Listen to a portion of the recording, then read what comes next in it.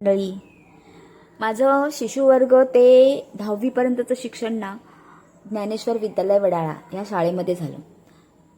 आमच्या शाळेमध्ये ना दुपारच्या मधल्या सुट्टीत झुणका भाकर ₹1 एवढ्यामध्ये भेटायचं आणि सर्रास आम्ही मुलं खायचो. कारण आमच्या शाळेतल्या ज्या आमच्या मीनाताई होत्या त्या खूप सुरेख करायच्या आणि मी आवर्जून खायचो.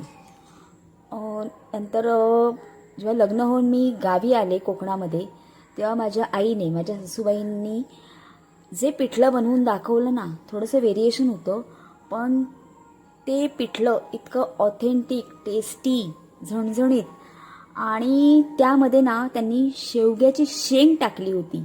मग मला ते खूप असं वेगळं वाटलं, चवही वेगळी, कारण पिठलं म्हटलं की झणझणीत असतं, पण त्या शेवग्याच्या शेंगेने ना त्याच्यामध्ये त्याचा जो वास आहे तो एवढा उतरला होता ना की ते अजून खूप टेस्टी लागत होतं. सो मी आज ना तुमच्याबरोबर ते माझ्या आईने दाखवलेलं पिठलं मी आज तुमच्याबरोबर शेअर करते आहे. तर त्यासाठी लागणारं साहित्य आहे. तर आधी मी मसाला दाखवते तुम्हाला.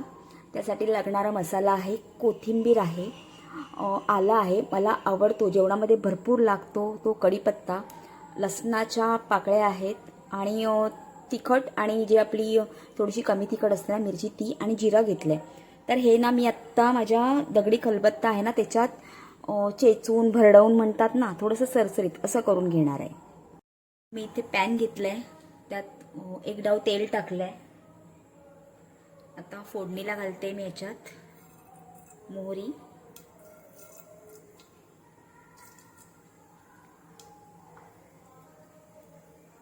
मोहरी थोडी तडतडली की हा जो आपण मसाला केला होता ना तो टाकतो आहे.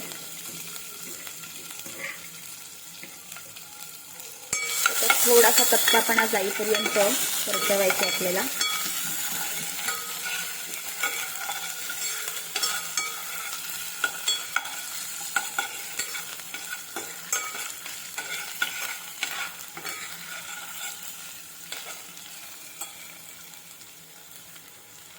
आता आपण टाकतोय त्यामध्ये भरपूर असा कांदा, एकदम बारीक नाही कापलाय, थोडासा जाडसर ठेवला.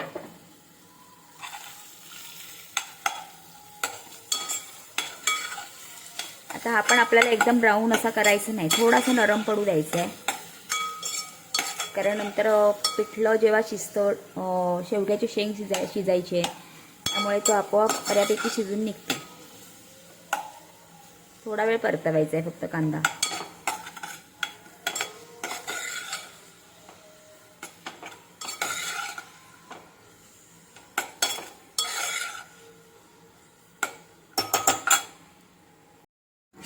आता हे थोडं पाणी गरम झालंय. आता मी या डांब्यामध्ये ते पाणी टाकते आहे आणि आपल्याला डांबा पूर्ण नाही शिजवायचा आहे. शेवग्याची शेंग आहे ना, आमच्या इथे ह्याला डांबे सुद्धा म्हणतात, म्हणून मी डांबा म्हणते आहे. तर शेवग्याची शेंग पूर्ण नाही शिजवायची, अर्धी शिजली पाहिजे, नंतर मग पिठल्याबरोबर ती शिजणारच आहे. सो हे जे पाणी आहे ना ते मी सगळं याच्यामध्ये टाकते आणि आता ही शिजू द्यायची आहे आपल्याला. तर आता आपली इथे शेंग जी आहे ना ती अर्धी शिजली आहे, दाखवते, अर्धी शिजवून घ्यायची, थोडंसं जरासं. हे बघ, आता मी टाकते यामध्ये चवीपुरता मीठ,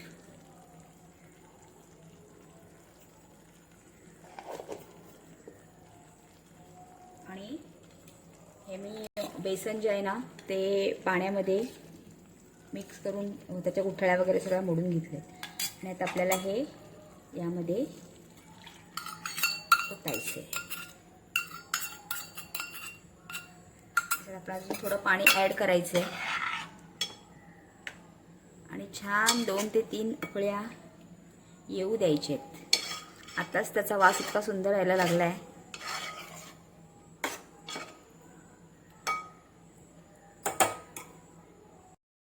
तर मी त्यामध्ये एवढं पाणी ॲड केलं आहे आणि जे बेसनच्या गुठळ्यामुळे होते ना तेव्हा त्यामध्येच हळद टाकली होती. सो ते मला सांगणं स्किप झालं माझ्याकडून.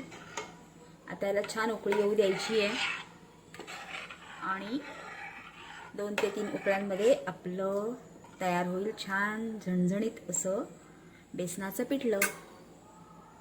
हे बघा, ह्याला छान अशी उकळी आली आता आणि आपलं तयार आहे शेवग्याची शेंग टाकून बेसनाचं पिठलं.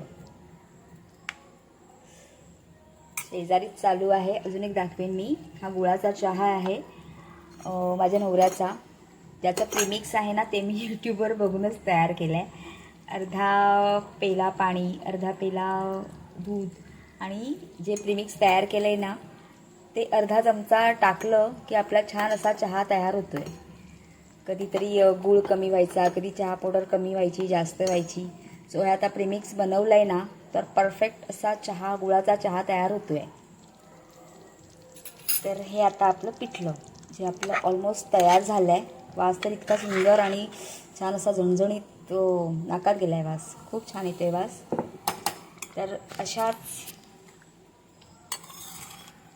झणझणीत छान अशा रेसिपी बघण्यासाठी माझं चॅनल लाईक, शेअर, सबस्क्राईब करायला नक्की विसरू नका. Okay, bye.